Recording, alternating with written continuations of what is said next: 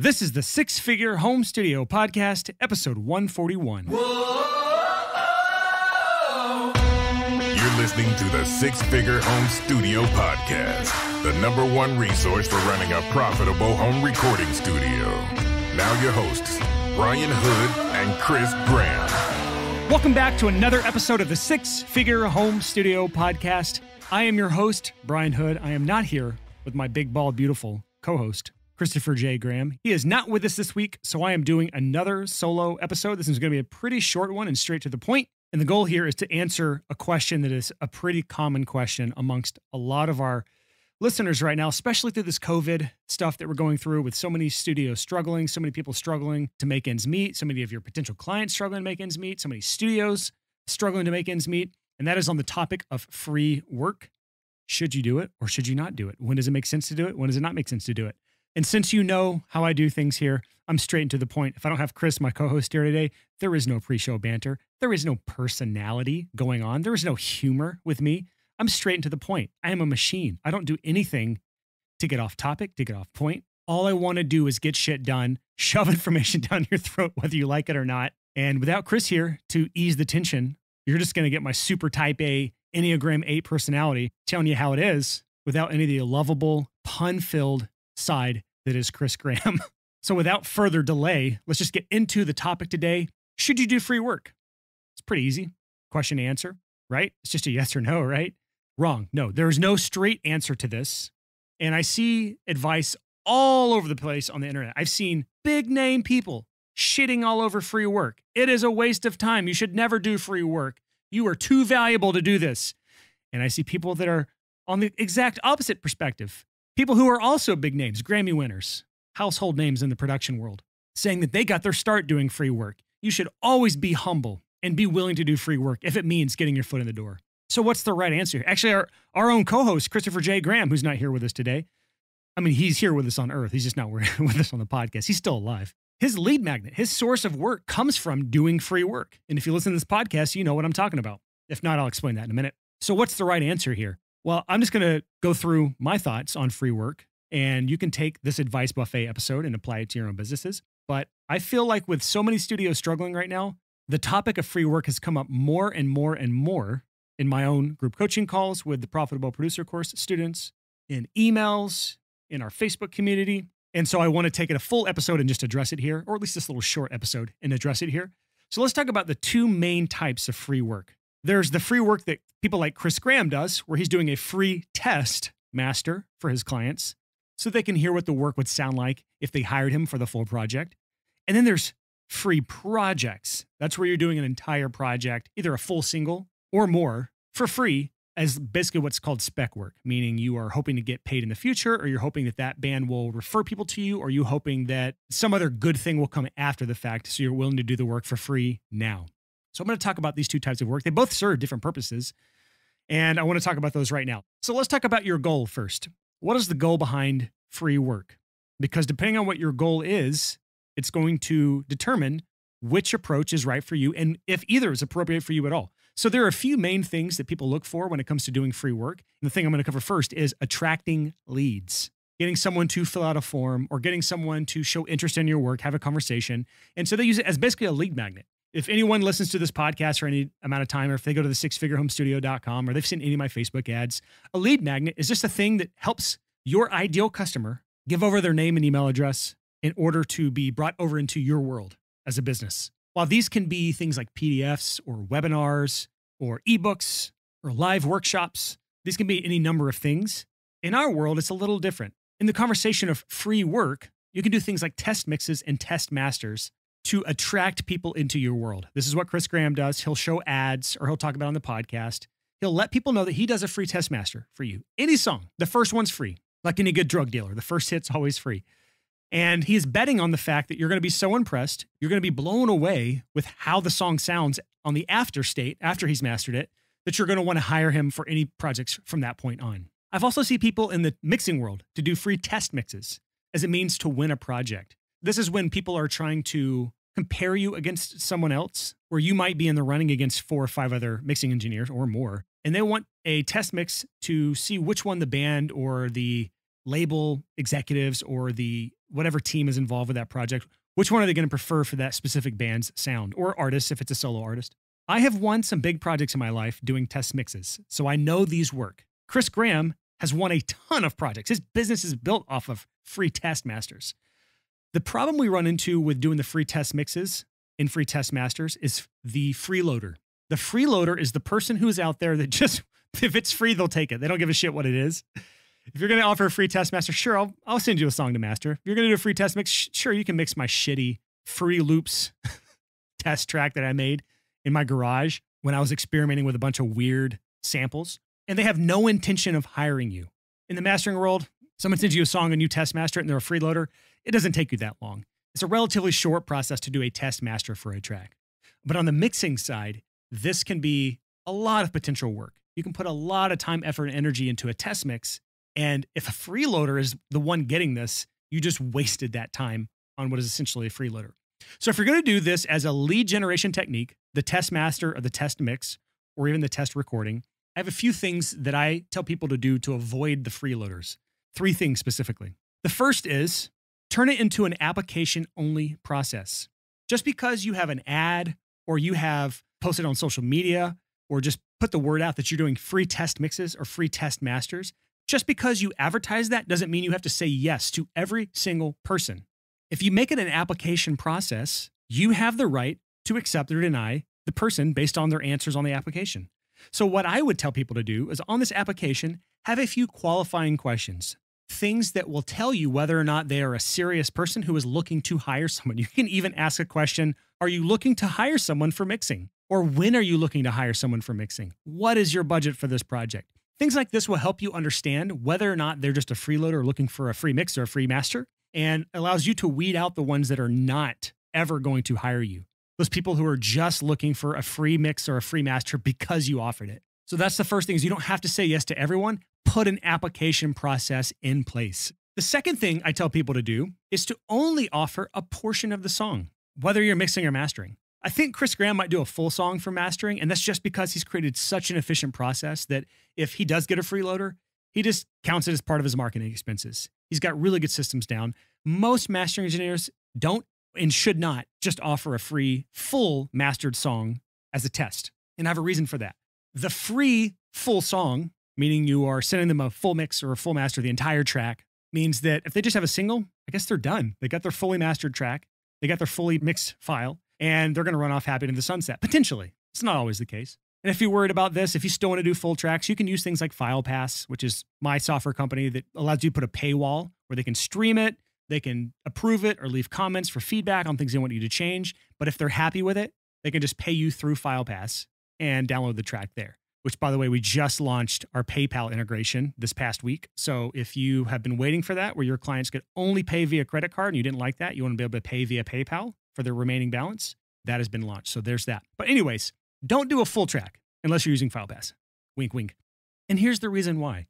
Freeloaders are looking for full tracks. So if you are only offering a partial song, meaning maybe the verse, chorus, and the bridge only, no outro, no first half of the song, just a section of the song, that gives them more than enough to tell whether or not they like your stuff, but they can't just run away with this and put it on their Spotify. They can't just run away and put this on SoundCloud or on their website or whatever they're going to do with it, because it's only part of the song. This inherently weeds out all of the freeloading people that are just looking for the freebies.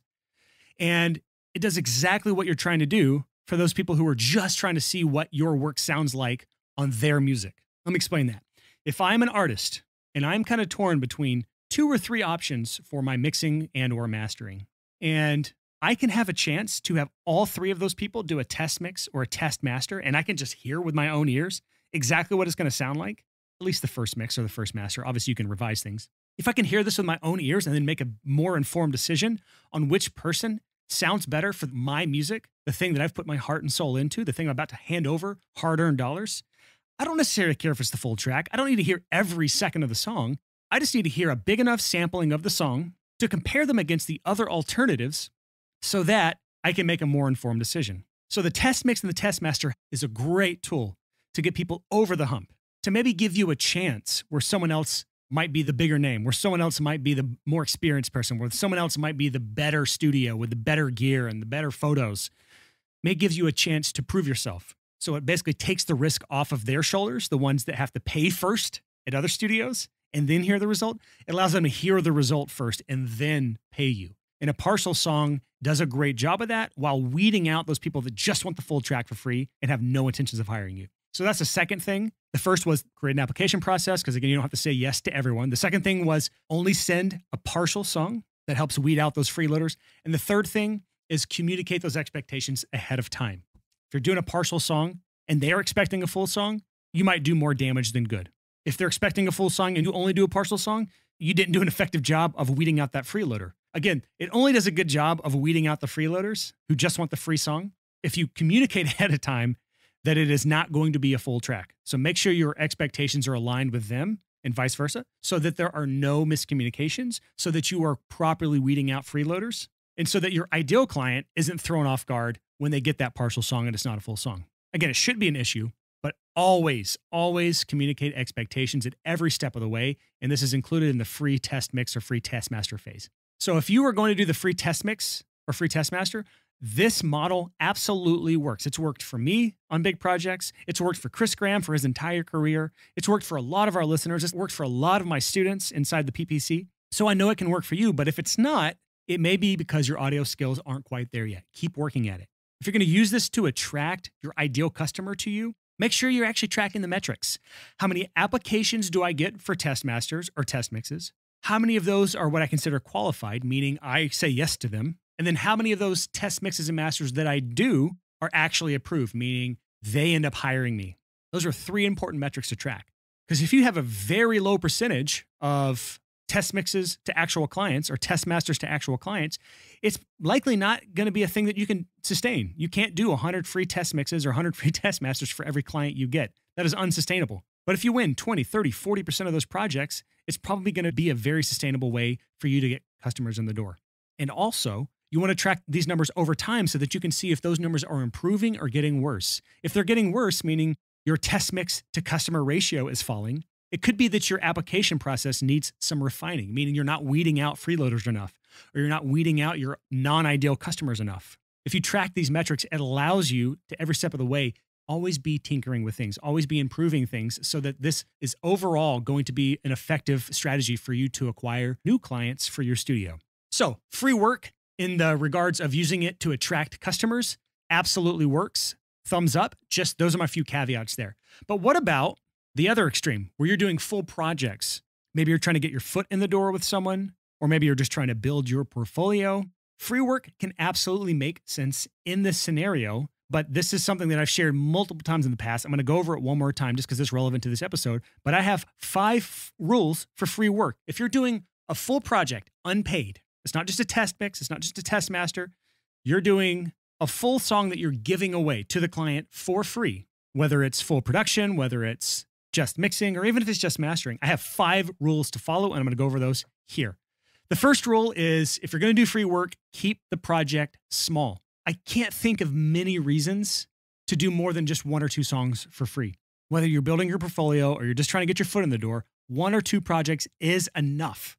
You don't have to do a full album to get your foot in the door with a band. You don't have to do a full album to build your portfolio. You don't ever want to really have more than 1 or 2 tracks tops on your portfolio of any single artist. You want to change it up a little bit anyways. So 1 or 2 songs max on any given project that is free. The second rule is, if you're going to do free work, make sure it is only for talented bands that you will actually want to work with, who will actually make you look good or sound good. In my past, free or paid projects doesn't make a difference. If the band sucks, my work will suck. Doesn't matter how much I try, how many hours I spend doing things, how much I tinker and edit and overproduce or overmix, it will sound like shit compared to getting a high quality, incredible band in the door who is excellent at their instruments, who write excellent songs, who have actually practiced what they do and are actually prepared. Those people always sound 100 times better at half the amount of work, and I don't even have to try. I'm always happier with that work. So if you're going to do free work, make sure it's a talented band you actually want to work with and that are going to make you sound good.